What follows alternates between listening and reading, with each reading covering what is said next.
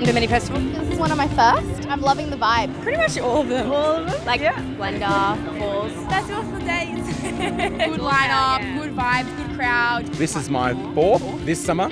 I just pierced my nipple. Just today you did. Yeah, just before. Shout out to the fucking June Rats.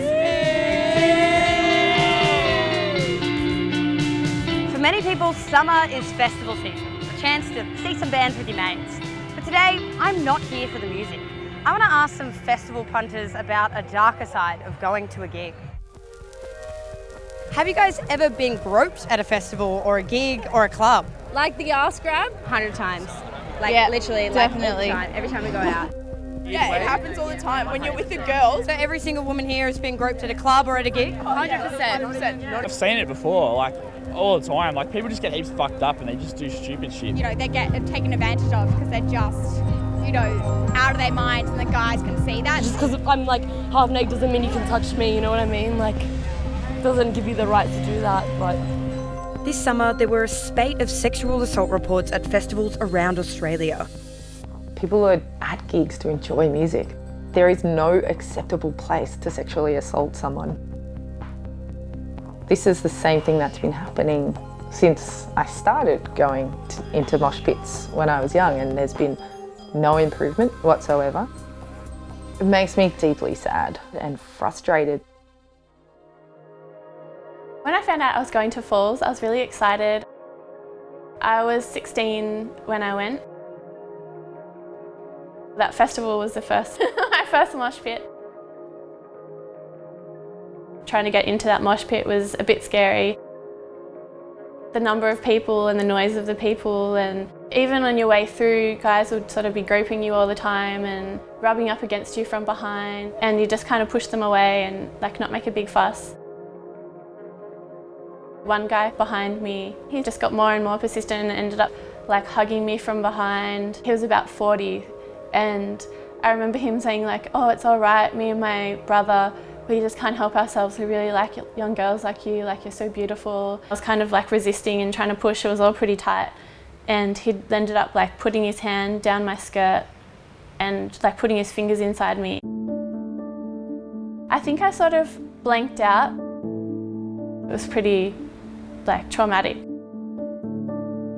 I remember thinking at the time, I don't know what to do. What if he gets angry? You feel so vulnerable though, because then you're still surrounded by so many people, and it's like, am I safer in numbers like this, or am I more at risk because who else like around you could be about to do this? Tamara has never told anyone about her experience. She's now 27 and a lawyer. I think I sort of blocked it out and tried just not to think about it, and didn't actually even define it or think of it as assault until I thought back and realised, oh, there's actually this huge incident that I've never realised how it shaped my relationship with the world, and was so shocked. Tamara's story was just one of more than a dozen similar stories women sent to me when I posted a call out on social media.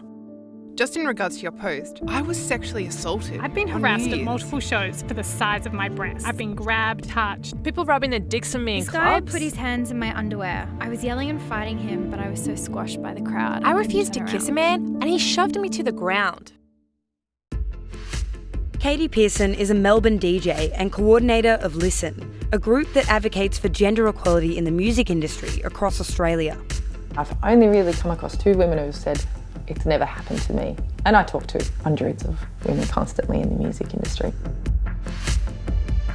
A lot of men just don't understand the issue, and some of it's just really blatant disregard of the issue, like they don't want to believe it. I just say to them, well, basically it happens to every female I know, at least once in her life, and generally multiple times. Roughly 1 in 6 women have been sexually assaulted by someone other than their partner across the Australasia region.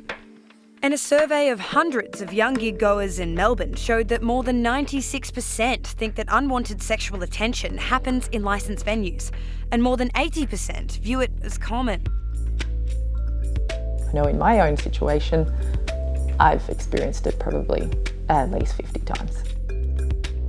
really bad kind of experience I had with it. I was about 21.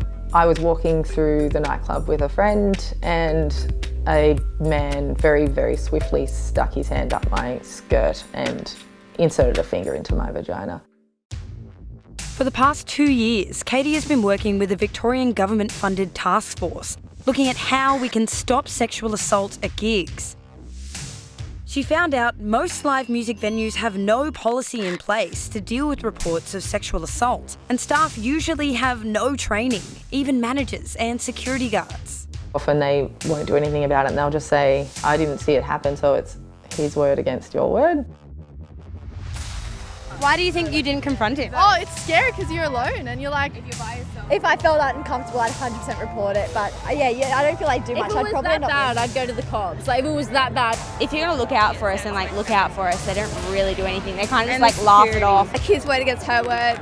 But people across the music industry are taking a stand and are calling for all gig goers and musicians to do the same. No. We just got so fed up. All these bad things happen at people's shows and they know about it and don't say anything. We're very loud about it and we look at people and if we see it happening, we call it out. We started this campaign to bring together artists to create a clear message about our stance on the abuse and assaults that continuously arise at shows. When you're at a gig, don't be an idiot. Don't be a dickhead. It takes one person to ruin a show, but it also takes one person to change the culture. The hashtag It Takes One came from the phrase, it takes one person to ruin an entire show, but in a positive sense, it takes one person to stand up to make change and talk about what's going on, and that one person can spark a whole movement. If something like that happens to your laneway, call 1-800-LANEWAY and someone will help you.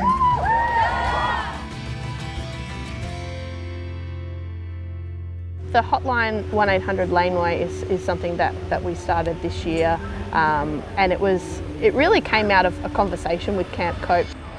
Someone in our event control centre who answers the call, assesses the severity of the situation and can engage or deploy staff on the ground to help with that situation. We've only got one call so far about someone who felt they were experiencing inappropriate behaviour, but that was quite quickly resolved. I think it's great that they've launched this, and I love how passionate Camp Cope are with this stuff. The staff can only do so much with that information, and unless every person working at that festival is equipped with the knowledge of how to identify problematic behaviour and how to respond appropriately to reports of those behaviours, then I think we're just going to keep experiencing the same issue of people reporting things and not really getting anywhere. Katie believes there could be a solution on the horizon.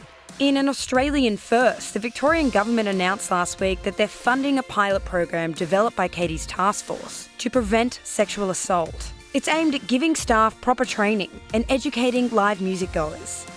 Ideally, once we've rolled this out, we would love to be able to share this work with other states around Australia.